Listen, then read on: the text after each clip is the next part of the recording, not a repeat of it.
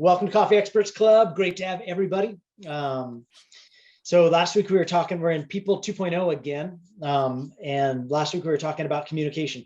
We talked about channels of communication. We talked about platforms to use, kind of tricks of the trade, some of the things that we've seen work for some folks. And then we talked about meetings. Oh, Sensei Daryl joined. Yes, welcome, Daryl. Experts, Daryl. Daryl just poaching in anywhere he can these days. I think it's because he likes to give me a hard time no matter what room he's in. So I just know where the brains are. I gotta be. No. Karen's not even on this call. You know what I'm saying? You can't even give props to That's true. That's true. But Ben is. Ben is. He's your new legend.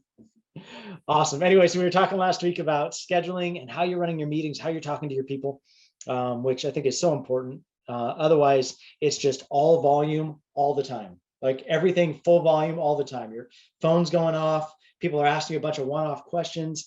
But if you can create the channels of how you want them to communicate and then roll it out with your team and then reinforce those so they understand, hey, this is urgent. Hey, this can wait for our weekly meeting. Hey, this is how you want to escalate it down to your team. Your team doesn't have to hear everything. They only have to hear some things. And just really teaching your folks how you want them to communicate, it allows you to scale. Otherwise, as you begin to scale, you're just scaling into mayhem.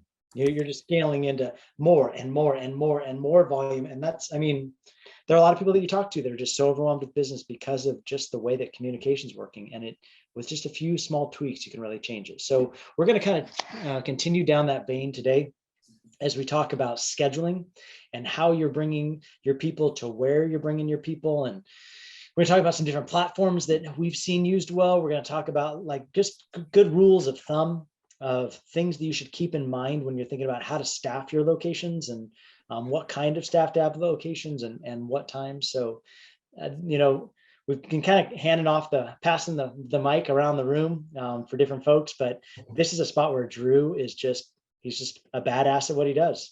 Drew Moody we obviously poached him out of roasters after he left. I didn't poach anybody. He left on his own. And brought him into the fold because Drew did what he did so well there. And what Drew did so well at roasters was establish systems, lead from the front, empower people. And one of those ways was with scheduling and holding people accountable, like making sure people are accountable to do it the way that you know it needs to be done. So then they're not just setting something, falling asleep at the wheel, and then running with it. So Drew, I put a little bit of stress on you because you're sharing from today. Usually you're just able to free form talk. How are you feeling? Are we doing okay with getting ready to share some stuff? I feel good. I'm ready. Okay, well then I will turn it over to you, Drew Moody. I'm excited to have you share with us about scheduling today. All right, well, scheduling, it's many things can be said about scheduling. It's the bane of many managers' duties weekly. It takes up so much time. And I like to say management is only as hard as you make it. But of course, getting to the point where you know exactly what it is you need to do to make it easier is quite a road. It's a sensitive part of what we do as leaders because, in a sense, we have a certain level of control over our people's lives. Obviously, we're telling them when and where to be at certain times of the day and certain times of the week.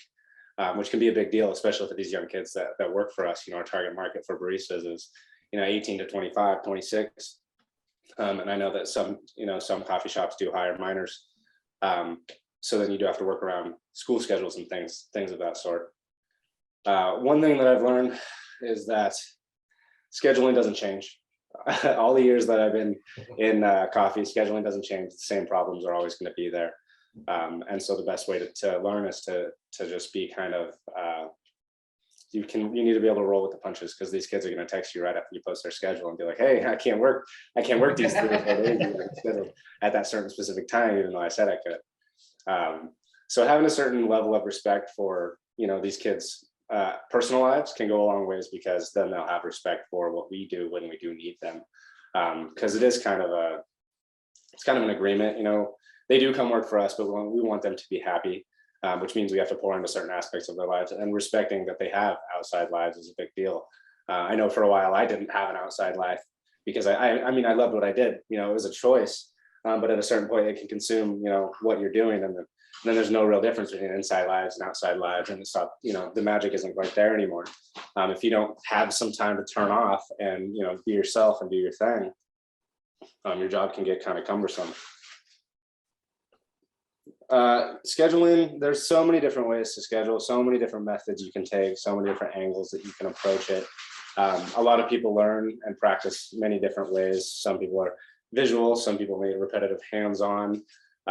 Finding exactly how your people are going to be able to learn best and schedule best is such a big deal, because I can learn my way and I can teach everybody my way, and I can repeat it over and over and say this is the only way, but it's not, and it's wrong. And half the people, 75% of the people they're gonna trip, they're not gonna understand, they're gonna think it's them, when in reality it's me being a bad teacher. So understanding from the get-go that there's just so many different ways that people learn to schedule, different ways that they frame things, different ways. Like personally, I would write out, it seemed like an extra step to most people, but I would write out my schedule on a piece of paper so I could see it in front of me and then just go, and I'd fill in all my shifts. Some managers, they'll go in and they'll create a shift on every single day of the week, and just do it that way, which that to me blows my mind, but I was blowing their mind with my way. So understanding organizational structure and different people and their different types, that's a huge first step in getting people actually to care and do things properly. I have a vast majority of my experience has been, hold on, my dogs are I going. love Sisha. No, it's Sisha time. She knows. She's like, come on, Pop, bring me into the cameo. She's running in behind me. She wants to get a little feature. It's okay. She wants a cameo. It's not a big deal. So I'm going to talk about a few different platforms for scheduling. The vast majority of my experience is in hot schedules and 7 shifts, so I'm going to lean heavily into those. I do have a little bit of Buddy Punch. I got the little free trial version. I was playing around with it. And these platforms they're made for restaurants. So there are features that we're not necessarily always going to use as a coffee shop. So understanding that there's just so many ins and outs and it's so extensive. I'm only going to be scratching the surface of these things, but I'll be talking about the vital things that I learned while I was using them. And I obviously have so much more to learn. There's an abundance of information, a wealth of knowledge about each of these out there. So do as much research as you can before you jump in, test things out, try things out. You'll learn exactly. Bring your stuff here. Remember, like this is for. Oh, Ben, did you lose the Jedi art of dropping Slido? Oh man, make sure you ask us your questions. If you've got things that you're working through, or if you have suggestions, we want to hear that. Experts isn't just about us being experts and telling you. Experts is because we believe you guys are experts too. We're coming here to crowdsource brain. That's what the Facebook group is about. If you haven't been in the Facebook yet, to drop your questions or drop your insights or drop your recommendations. I think we're always looking for new things, always looking to help people build stuff and create things. And so make sure you tag us in those different areas. All right, so I'm gonna take us on a tour. Share my screen. Ben, thanks for being so good at your job. Hold on this. I'm working on a new computer. Let me just figure this out. Brother, take your time. Big green button at the bottom of the screen. Yeah, I'm working on a Mac. I gotta give it. Oh, well, then I can't help you. Bro. That's where I step away. That's where I step away. Sisha, relax. She's excited. Okay. And we got Hudson. Yes. He's here. He's making a guest appearance. I love it. Sorry, guys. Give me a sec. No, take your time, brother. Ben, you have any follow-up on what Drew's at? Yeah, I would say the great thing about all of these scheduling platforms is they all have free trials. Mm-hmm. So make like 5 different email addresses and just like sign yourself up for each one of them, and then create like 5 different versions of you inside each of them and play around with it. That's the best way to go with it, because most of them you get like a 2-week trial and you can really get a feel for what's going to work and what's going to not inside those free trials before you start shelling out. It's like, I know like hot schedules, they can get spendy, especially if you're using a lot of seats. Sites like platforms like Buddy Punch, they're fairly cheap. So before you start shelling out, like 60, 90, 120 bucks a month, take advantage of that free trial. And if you can't figure it out within that 14-day free trial period, you don't want to use that platform, because then you're going to be spending money to like try and figure it out like over months. It's just going to be a headache. Like scheduling is hard enough as it is, and it's time consuming enough as it is, and it's stressful enough as it is. Last thing you want to do is like stress yourself out and give yourself more work just trying to figure out how to use the tool to schedule. Drew's just like, You peace. quit. He's I'm like, I'm out of He's here. like, Ben's talking. Ben's Out, smiling, both of us. out. So Ben, I hope that you're ready to lead this thing today to talk about scheduling. Oh man, Oh, that's so great. funny. I will say this though, like the burn of moving from a PC to a Mac, if you're not a Mac user, like that is a very real gig. And I mean, I know there are some Mac users on this call. Yeah, they're non-Mac user people exist out there. All right, I love it. People are real. Please, dude, you're mythical creatures, those of you who continue to use your Macs. They're Drew, working I as love it. like You're just- accountants. Not only am I not going to show you guys what I'm doing, I'm going to go take a siesta. Come See on, ya. siesta. Let's see if this worked. Drew, do you need me to teach you the way of the Mac? I had to give it permission sets, I think, which logged me out for a second. Dude, Macs are awful. That's why, brother. I mean, I said it. Call me on it. They're $1,500 Facebook machines. Oh boy.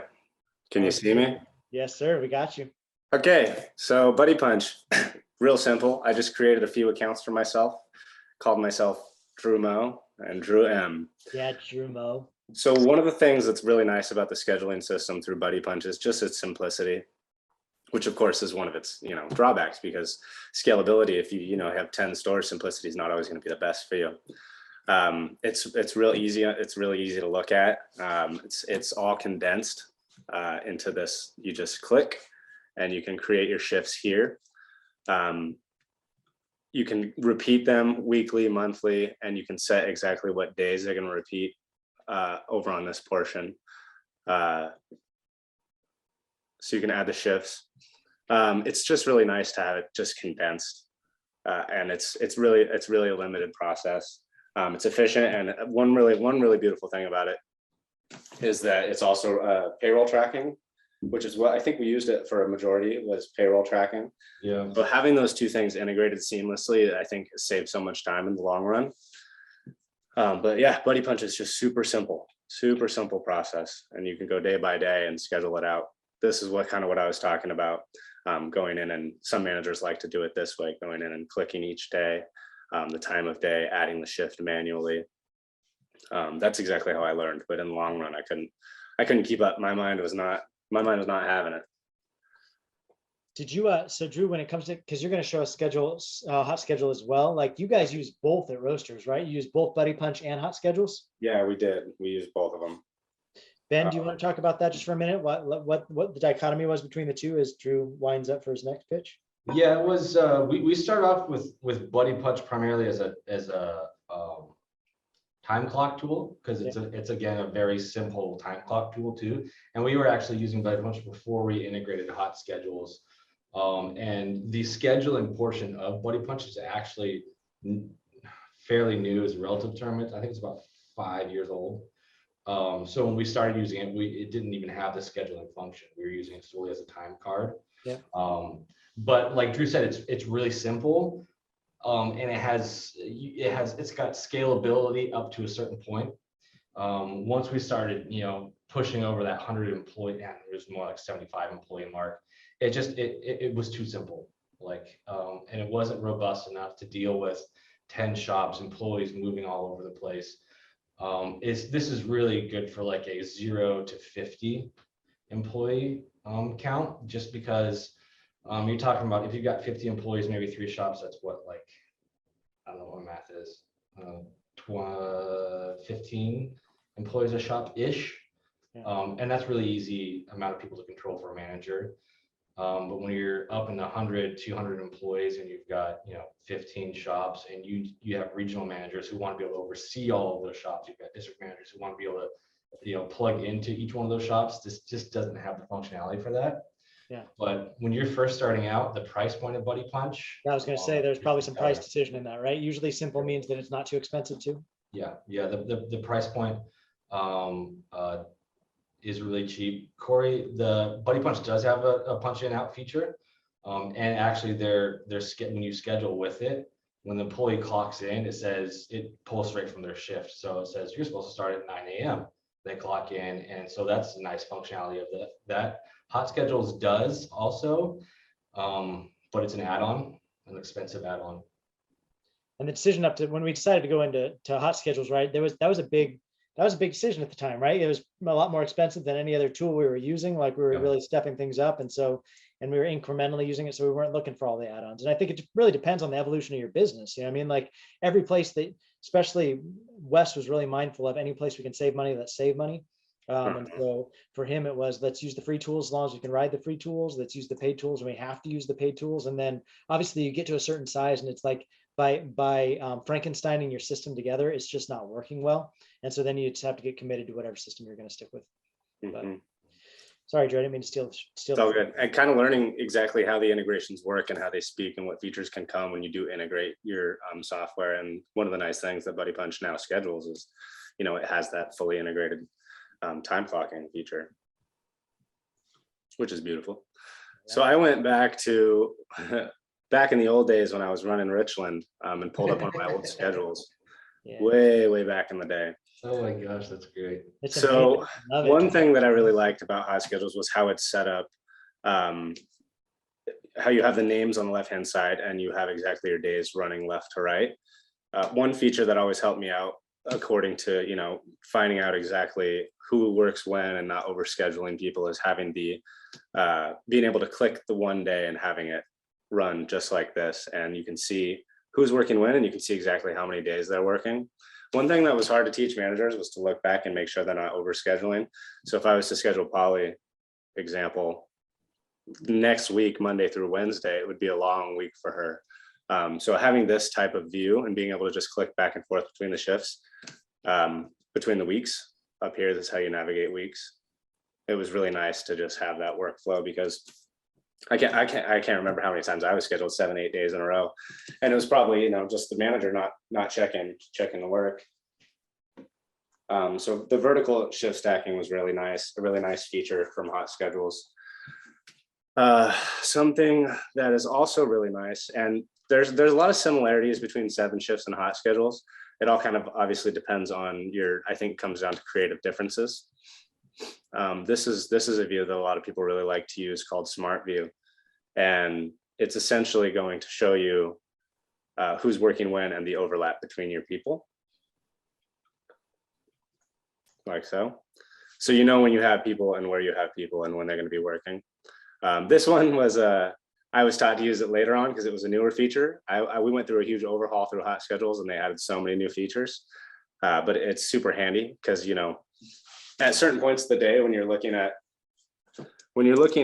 the, say when you have your POS system pulled up and you have your scheduling system pulled up and you're looking at the busy times, you know, if I need 5 people there from 7 to noon, then the graph view is beautiful, and 7 shifts actually has something just like it, which is super, super nice.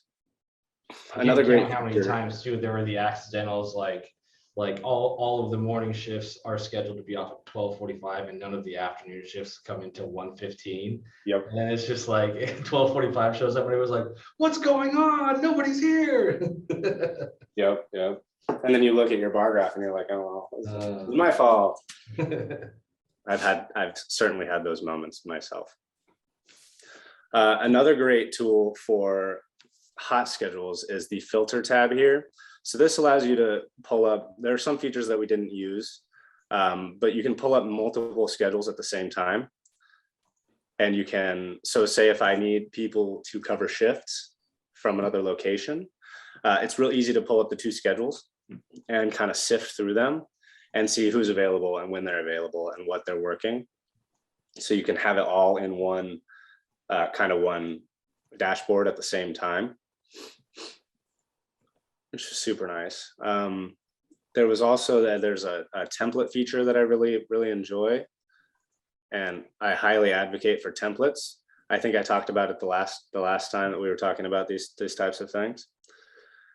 Template generator. So you have so many options when it comes to templates. It's fully customizable. Let's say you write a perfect template or a perfect schedule and you think it's beautiful and you want to use it for months. You can actually create it from your current schedule rather than going in and creating new shifts yourself. Or you can create an empty template. Now these were old ones that we used. You know, you get real excited when it's springtime, of course, springtime baby, you know, because it's new traffic. Something that I really liked to do, and my people all knew because I just made it a normal thing, was find a schedule that works. Maybe write 2 templates out, 1 or 2, maybe 3. And then you use those same templates for, let's say, a quarter at a time, because every 3 months, people get into the same flow, people get into the same habits. And as much as, repetition can be boring, I think it's really healthy for especially these younger kids that work for us. And when they get used to knowing what days they're going to have off, let's say I'm going to post these 3 different templates in a row for the next 3 months. So you have the 3-week templates. So they know every other week they have Tuesdays off, and so on. And that also helps with avoiding getting it with, if you have a system of when you change over your templates, you're going to avoid over posting the same barista count when your traffic changes. So let's say like you go from winter time and you don't change your template, and suddenly it's springtime, well, you guys are probably going to be overwhelmed. So if according to the traffic of your stand, how often you can change these things, it's really nice to keep up with the times. You can also copy templates and make small edits, which is really helpful. Because like I said, I just had like 2 or 3 templates that I'd use that were really similar, small differences in them. Another nice feature that, let's say you just want to use the same one repeatedly, you can copy a schedule and paste it to a certain date. These are things that I would teach to managers who've been around for a while, because these younger kids that try to take shortcuts sometimes, if they don't know exactly what they're doing, can have the times where they're like, oh my gosh, everybody's off for the next half an hour, everybody in the whole stand. When you do just copy and paste things like that, things can get lost along the way.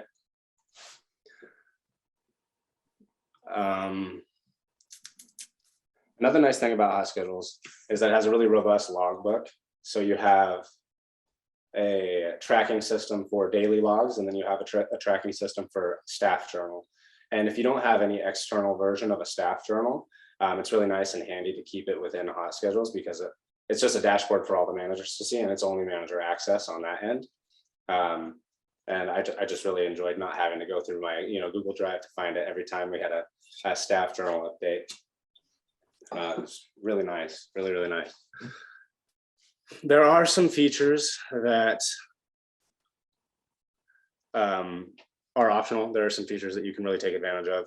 Down here, you can find a schedule summary of how many hours exactly and how many shifts you're using, which is nice when you teach people, okay, if you have X amount of baristas, how many people can you have off on any given day without understaffing yourself? So down here, it's going to tell you, Monday through Sunday, how many shifts you have scheduled, how many hours people are going to work. And something that we didn't take advantage of was having wages in there, so that you'd know exactly what your labor forecast is going to be. And then you can compare that obviously through your POS system hourly to make sure that you're not overstaffing or understaffing, which is, obviously a huge deal. And there's different visual features to it too, like bar graphs. Some people are visual, some people are hands-on. I'm a little less bar graphy, but I've met my fair share of Bens and Aarons who push me in that direction. Bar graphy is the best adjective I've heard in a long time. That is amazing. And so you'd also recommend too, right, Drew, with these templates, like dropping a template in, and then you only have to like if somebody wants a special day off, you only have to tweak that one shift versus like rewriting a whole new schedule. Absolutely. Yeah. So yeah, like Ben said, instead of just rewriting the entire schedule, you just change one little thing here and there. And that's the value of a template. If we had managers spending hours and hours, 3 or 4 hours a week just on scheduling, because the process just wasn't quite there for them to understand, to take advantage of. Templates are such a huge time saver, in a sense that they have something that they can go to as a foundation for what a good schedule for that week should look like, rather than going off of just I think, and I mean, of course they're using their POS system on the back end, but it's still almost touch and go, because week over week, if you're just clicking and adding shifts, like I showed you in Buddy Punch, you can miss things here and there. You can miss an overlap. It's real easy to miss things if you don't have something that is as a reference point to guide yourself back from. I don't know, Ben, did you use templates much when you were scheduling? Absolutely. Yep. Way back in the day. I didn't use it as robustly as you did. You were like scheduling 2.0. I had like a template for each season. Winter template, spring template, summer template. And I would just stick with the same one. But I like your method even more, like having 3 within each quarter, because it gives the employees a bit of variation. It gives them because kids love having a Friday, Saturday, or a Saturday, Sunday off too. But like let's be real. Like your new barista isn't gonna have Saturday, Sunday off every week. But like if you have 3 of those templates, you can sort of squeeze it in every now and then. And I like the consistency it gives them too. Also, it just shows them that you got your consistency as a manager or even owner operator. Like if a 19-year-old kid has a consistent schedule, it just, for me, that like I remember when I was young, I said, oh, okay, the guy who's my manager actually has something together, versus like every other day was like, hey, can you come to work tomorrow? I forgot to schedule you. Like, you know what you're doing? So giving that a little bit of consistency, I think, to them goes a long way. 100%. You guys think too? I think so. Probably the pros and the cons of templates and schedules like that is making sure that managers don't just fall asleep at the wheel, right? As far as just replicating over and over, like a feel good schedule, but then realistically season changes and then you're overstaffed and then you're just burning money because you have too many people there. How much did you guys see that? I know for me, obviously I was in the day-to-day scheduling, but I was the one that was watching the P&Ls. And I'd just be like, what the heck? And so I'd have to reach out to Drew, or have to reach out to Steven, or have to reach out to Jordan or one of the other regionals and just be like, hey, there's a coaching opportunity at Southridge. Obviously, because when you watch their P&L move, like they're way too high of a percentage against all the different stores. And usually that was an indication of, well, their gross revenue is not up. So what that means is somebody fell asleep at the schedule. And usually that's due to templates. Would you say, Drew, or what are your thoughts on that? I mean, yeah, there was patterns with those types of managers. There's, falling asleep at the wheel with templates. You're going to see the same thing in their cost of goods. You're going to see a spike and then a drop and then a spike and then a drop. But yeah, it does, I think, have a lot to do when people just get comfortable and they're like, okay, well, I don't mind overstaffing an extra body because I know I'm not going to get called in, those types of things. And then it's like, no, dude, like that's horrible. You're killing your labor percentage right now. But it's comfy. So it is when managers get comfy, it's almost like you have to, what we started doing eventually was sending out messages, obviously I think we did it weekly, but then a quarterly message or a monthly message talking about, hey, make sure you're doing this. Make sure you're keeping up with the traffic, make sure you're understanding the flow of your part of town. Because if you just leave it to managers and they get comfortable and nobody's really overseeing them, then yeah, that's going to happen. That's going to happen all the time. And it did happen all the time. Even with reminders, it happened all the time. So there's not necessarily a foolproof way to go about it. But you do your best, and communication, like we talked about last week, is a huge part of that. I think the cool thing too, talking about what Ben was playing to your strength and having multiple ones in each quarter. I think about the old, what was her name, Drew? The old manager at Southridge for Roasters was Liz. Is that her name? Liz. It was Liz. She was so good at watching schedules for teams playing at the field behind her location. And she would have schedules built out for peaks, even not only just in seasonal stuff, but also thinking about, like, because I think some of us can get into the habit of thinking, well, it should be same across the organization, but that's not always true either. Like there are seasonal within seasonal of, well, if you have baseball games every Saturday afternoon at the field behind your spot, only this time of the year, you better make sure you're accounting for that in your scheduling. Otherwise, you're going to run either grossly underlabored or overlabored if you fall asleep at the wheel and let that carry on too long too. So maybe just a little chat on that. Yeah. I mean, I think we mentioned it. There's community like mail, email. There's a word for it. Like they send out like it's a newsletter. Yeah. And where the traffic's coming from. That's a big deal for managers too. It was something that we kind of plugged people into when they'd ask. I mean, the regionals, we would kind of keep track of it on our end, but our more diligent managers would obviously ask, and they wanted to know. But it's huge. Yeah, little seasonal events. We strategically had stores placed around schools of course. So high school traffic, so high school games, football season would bring a lot of people in. Basketball season, you have to, you have to watch, you have to know exactly what schedule the schools are on, or the event centers are on, or if you have a sports complex near you, or if you have boat races come in. There's Boat all races, sorts of things. right, yeah. That's another one that always catch us flat-footed if we weren't careful. Yeah. Oh man, and only for like 2 hours, but oh man, it was a rough 2 hours if we weren't ready for it. That poor barista who was scheduled so low for those hours. 2 hours. If you've ever been Don't worry. understaffed on bar by yourself, 2 hours can be an eternity. It just doesn't happen, especially if your music doesn't turn on and it's just silent and it's just you breathing hard and scared because the manager wasn't watching the newsletters. Hey, Drew, a quick question on so it looks like you're on the classic view. On that other view, Yes. is there a tool or a resource through the hot schedules where it shows you how many numbered of baristas you have on at any given time? That was a very helpful tool that I utilized, was just seeing how many people I had on at any given shift. On any given Curious, shift. I was just curious if this hot scheduled had that option. I'm sorry, I don't quite understand.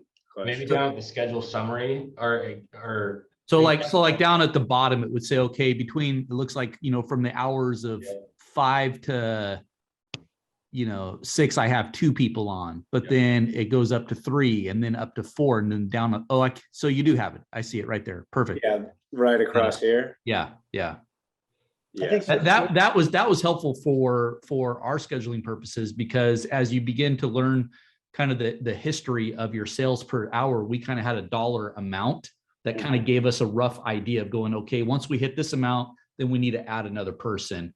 Or once we drop down to this amount, we need to drop down. So that was just part of the data that we utilized for properly staffing.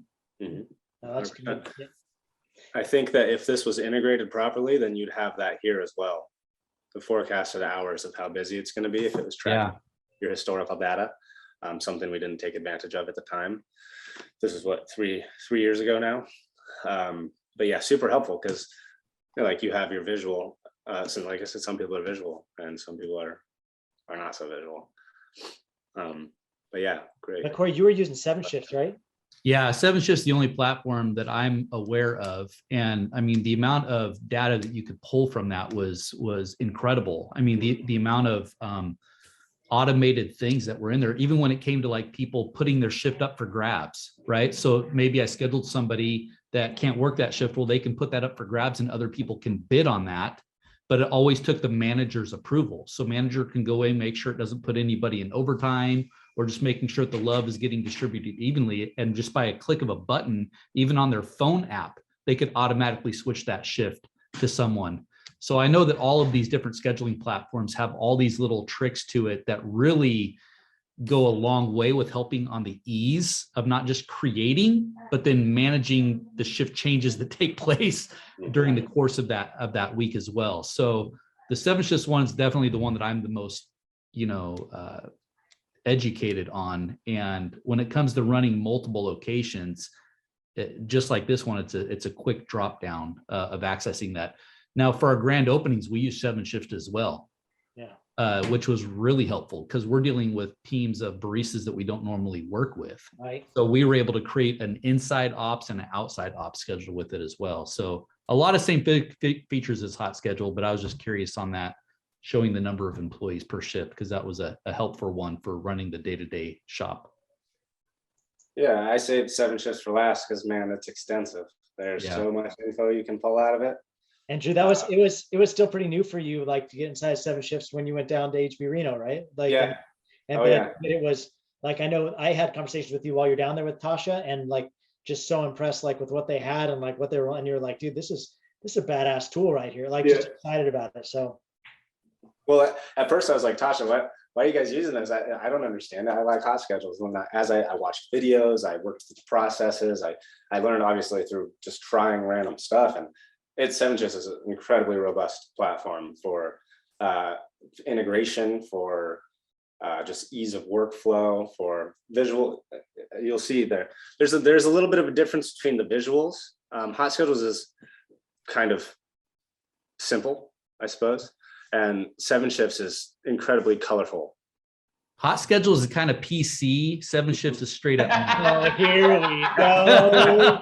Oh man, we started down this road and now here we go. Oh man. Yeah, so I as you can see, you can set these colors, and I think we were talking about this earlier, Tasha, about you guys are just gonna have a few of these. Is that right? Yeah, now we have so many roles and we're in the process of changing that, but it'll definitely be simplified. There's lots of roles, but you can actually, if you wanted a monochromatic experience, I'm sure you could actually customize it to something like that. You totally can. Yeah, we just kind of took advantage of the rainbow opportunity and kept it the way that it was. Yeah, many of the similar features to hot schedules. Again, you have the template feature that is just really simple, and you think even more robust than hot schedules, because you have projected sales you can input, labor targets, and then it also tells you as you're creating it exactly how many hours you're going to have for any given day. So you can go in here and you can click on any of the days and you can choose what kind of a shift you want, and you can make it for 3 days, you can make it for every other day. It's really, really nice. The workflow is really simple. One thing I'm not sure, tell me if this is possible, but you can set roles, but can you say, like, I want the assistant manager to work window, or I want the assistant manager to work shots? Is that something that is possible on there, Corey or Tasha? Yeah, I mean, the way that we set it up is we set up pretty general titles. So we just had manager, and I think all we did was just manager, barista, and trainee. Okay. And we just, on the scheduling part, we just kept it simple. And then in the mix of them shifting roles, that was kind of up to whoever's quarterbacking that particular shift was responsible for. You're on shots, you're on milk, so I'm going to move you to window, kind of thing. So, but like you said, you can get really into the weeds and really label down each role, but we just kind of kept it pretty high level for scheduling purposes. Okay. Yeah, that was something that I took advantage of through hot schedules. Was I would tell people where I wanted them to work. As you see, this shift says window. There was just so many people on bar at one time, and there was this stigma around working window at the time, and that was really why we started to label things. Was like, oh, people get upset when they work window. Okay, well, I'm going to schedule people at window, but that means I have to schedule people on shots, on milk, on front bar.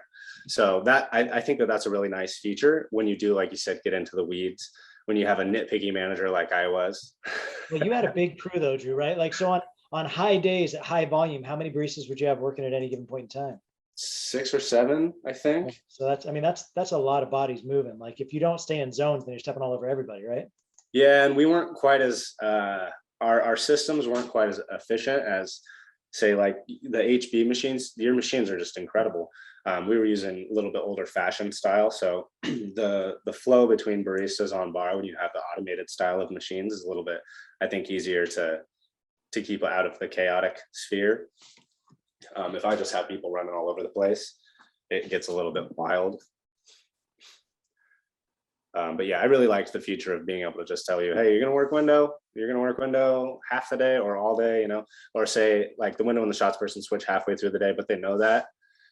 It's just really nice. Yeah, so that was my question, Drew, is like, I mean, so would you, in the midst of one schedule, would you then have them changing roles and that reflected on the schedule? So if it was just within that shift, say I have somebody scheduled on window and somebody scheduled on milk, and we just had them switch halfway through, I wouldn't change their role necessarily on the schedule. Because the manager, I mean, if it was me working there, then I would know. But for tracking purposes, it would, like, if let's say we got a complaint on the second half of the morning, and they just switched out, then it would be really important to keep up with that. And I remember when we started to be like, hey, this person switched shifts on Wednesday and you didn't update it, so we think that this barista got a complaint, when really it was this other barista. So that's a really good point. It would be important to track those types of things. We didn't quite get to that point. I think I was the only manager who actually used that feature at the time. Yeah, I mean, you had a more robust store though, right? Like, what did 68 didn't go that far, right? No, a lot of people didn't like that method, but I did. I think a lot of it comes down to your jam, right? A lot of it comes down to how you want to run things. And yeah, I think we also held Drew to a pretty high standard, because that at the time was the biggest cash cow. Like the biggest amount of money for the business came out of Richland. So we wanted to squeeze every bit of efficiency out of that location, because it was by far our leader when it came to making the most money. So I think maybe it required somebody like Drew that was running it pretty militantly because of the volume of the store. That's a good word for it. I did get militant. But then again, it was like, okay, Wednesday, you guys all have your positions, you coming in and working. And then we'd get there and they'd be like, hey, can we switch? And of course, that was fine. But at least when you get there, like, I want you to know where you're going. So it's not like 6 people bumping into each other, getting confused and wanting each other's positions. So it did start out with, hey, this is where you're going, and this is why I want you there. But if you want to switch, like, for sure, that's totally fine. But I don't know, it was healthy. Some baristas didn't like it. Some baristas really liked it. I had one barista that I just put on window all the time. And she's like, why are you always putting me on window? And I would work shots because it just, that was kind of how the flow was. And I was like, oh, you're just the best at window. You always make people laugh. And it was true. But at the same time, it's like, you don't want to burn people out. You don't want to burn the good people out on window, especially because those are your good people on window.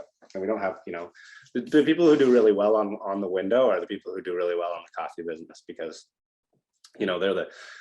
they're smiling all the time. They're connecting with people. They're creating, the raving fans that you're going to have repeatedly coming through the stands. And people who don't like working window, well, that's, it's almost hard to train it into people.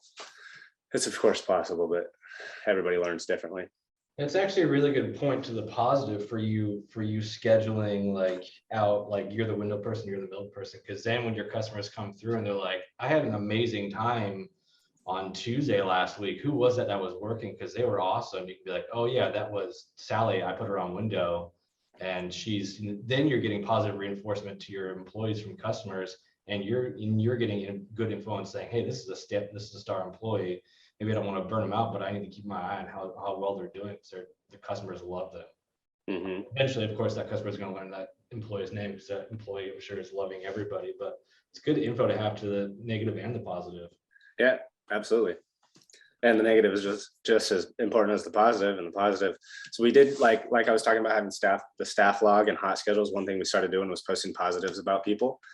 Because then your managers see it and you want to pull, obviously you want to give opportunity to the good people, but yeah, keeping track of like, okay, we get complaints, we need to find out who was working and what they were doing. But it's also, like you said, you get compliments, you need to find out who was working and what they were doing, because let's repeat that. Let's make that everywhere. Yeah. So a nice feature that 7 shifts has that I don't believe that hot schedules actually has is flagging shifts. So I think we have it turned off right now because it was just all the time. But if you're late, if you call out sick, if you're not available, if you have the time off, all the shifts are getting flagged with all these little, well, they're flags. It's a super nice feature because it's live and it's active, and it tells you, hey, so and so, this is integrated with our POS system. So if somebody clocks in 5 minutes late, it flags the shift and you can see it, and then tells you, hey, so and so clocked in 5 minutes late. It's really nice and handy, and does take some getting used to, because man, it's so much information all at once to look at this colorful board and try to sift through all the little flags that you have. But it's super nice. And there are, like I said, there's just some creative differences, I think, between the minds that enjoy 7 shifts and the minds that would enjoy a hot schedules. For the visual workflow, like this workflow down here, as you were watching me scroll through the hot schedules, the summary and the labor forecasting, this kind of has it all in one dashboard, which is super handy. And you have the projected sales versus what we're hitting. And, we're 4 days short, 5 days short of the whole week. So we're obviously not quite there yet, but then you can input your labor percentage and your target, and it's going to tell you how close you were with the integrated process that you have. And it's just a really nice, easy workflow. It's everything all in front of you all at once, rather than having to sift through tabs and find the information that you're looking for. So Drew, another question I have on those other scheduling platforms you're talking about. So on 7 shifts, your team members can input their availability, right? So I'm available from 5 a.m. to 3 p.m. on Monday. I'm available all day on Tuesday. They can go in and set their availability so that when whoever's doing the scheduling can come in, then it gives those little flags, those little, yellow or red. and they can hover over that and make sure they're not scheduling people when they're not available. Do those other scheduling platforms have that kind of feature to it? Yeah, I believe Hot Schedules has pretty much the same thing. It doesn't have the colorful flags, but if you do try to schedule someone, it has like, okay, this is a hardcore example, but I'm not an employee here anymore. So it gives you this grid pattern over the times that you're not available to work on certain days. If you try to schedule somebody on that certain day, it won't let you necessarily. You have to communicate it with them and get it approved. I mean, you can just do it because you're the manager, but that's obviously not how we do things. But yeah, that is a feature that is contained within here. It's not quite as the workflow of 7 shifts is just a little bit more pleasing because you have everything there in front of you. It's a little bit easier to sift through all of that stuff. Hot Schedules is, in my humble opinion, just slightly behind 7 shifts. And as you know, I've done a lot of work in 7 shifts over the last few months, and it just grew on me. I really like it. I really like also the feature of the weather forecasting. I think it's an upgrade, but it's nice to know, if it's in there, you're like, okay, Wednesday is going to be a snowy day. I better cut back my staffing. That was something that, of course, I know Reno is a special place because it snows in the oddest of times. Up here where I'm at right now, it's pretty consistent as far as weather goes. But if I wasn't checking the weather every time I was writing a schedule. So if it was in here in the dashboard, that's just super handy because I'm not going to pull up my weekly weather and check it every time. And this basically does that for you. That's cool. I love it. So we're in the final 10 minutes. Drew, do you have something like that you can wind us up on some good content, and then we can open up to questions and answers? Sure. I know I covered a lot of stuff. Like I said, there's just so much information packed into these things. I've just given you a brief overview of the things that we experience and kind of how to work through templates and scheduling and staffing. There were a couple of items here that we used for the matrix. So some, I think, Corey, you were talking about this. Some coffee shops are going to go by transaction, and some coffee shops, like the one that we were working with, would go hourly. So this is an example of how many transactions according to per barista that you want on a shift. And of course, it's going to be different according to the barista's skill level, which is something that you obviously want to take into account when you're scheduling. But this is one example, about 10 transactions per barista. And as you get busier and busier, obviously 2 people can do the work of 3 and so on. So it kind of compounds upwards. But yeah, this is kind of obviously it's not foolproof, and it doesn't work for every single situation because 100 Americanos is a lot different than 100 large lattes. So you're going to need a different skill level, different amount of baristas. 100 extra caramel blended drinks. Yeah, exactly. But this is kind of a basis to kind of follow as just like what to bounce yourself off of as you're writing your schedule. Now that's per transaction, and then I have per dollar amount over here with a slight variation. But these are just things that we kind of worked with as the years went by, and we modified them to our needs as we went. That's good, Drew. Thank you for taking us through all that stuff. So obviously, Tasha, you've done a lot of scheduling. Corey, I know you've done a lot of scheduling. Ben, you've done an incredible amount of scheduling. Any other things that you guys would like to add to, or questions that you have about what Drew had put out there? I know that we all use a little bit different tools. Sounds like actually a lot of people use 7 shifts.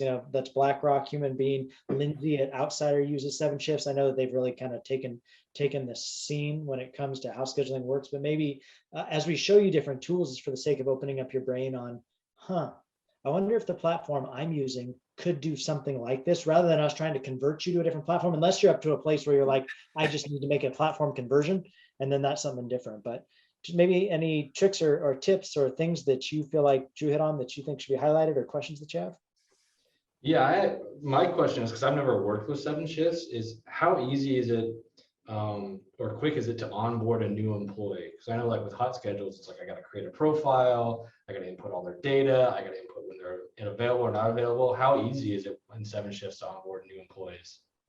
It's actually really easy. It's probably like less than 10 questions. It's first name, last name, email, phone number, and then how many desired hours they want. It's pretty minimal. And then it kind of puts the ball into their court. They get an invite via email. So the employee has to go in and fill it out, and then they input their availability. And I can approve it or deny it, edit it on my end. If in an interview they say they can work Saturdays and they put they couldn't, I can change that or whatnot, but it's fairly easy to do. Cool. Yeah, I'm a little biased. I really like 7 shifts, but I haven't used a lot of other tools. And to me, that's all I've known before paper and pencil. And then Drew kind of came in and showed me, he was like, no, what you guys have here is like a holy grail. So that was nice to see. A little trick that I used to do is I was very, I'll do whatever I have to do on the days I'm in the stands, but if I am not in the stands, I want to not be in the stands. So when I used to be managing a stand, I would kind of work on those days first. I would make sure that those days were covered and taken care of, and it was perfectly set out. Then, it was stacked. If I had to work longer on the days I was already in there, then that's what I'll do to make sure that these days I timed it right and made it all taken care of and how it needed to be. That was just something I used to do. And I've kind of trained my managers to do that way. Like, hey, own it, make sure that you get these days, but do what you got to do on the days that you're there. That was just something I used to do as a manager, and it really set me up for success on those days. Yeah, that's one thing I liked about 7 shifts is that onboarding was fairly easy, and it put more into the court of the team member of giving me the information that they needed. And then we also utilized 7 punches as part of the 7 shifts. So that's what they were using to clock in and clock out. And one point of data that we would use is that you could input their hourly rate. So it's automatically calculating, okay, here's how much labor we have scheduled. But then at the end of that week, after all of those 7 punches were approved by manager, I would then have the actual hours worked. So that was one other tool that we used for as far as like, here's what was scheduled, but here's what was actually worked. So what was actually worked was 2 hours more. Well, why? Or it was less. Well, why? So all of those data points, I think, are really, really helpful in bringing into fine tuning that schedule, because as we've talked in the past, your 2 major things are your cogs and your labor. So Good stuff, Corey. Thanks for that.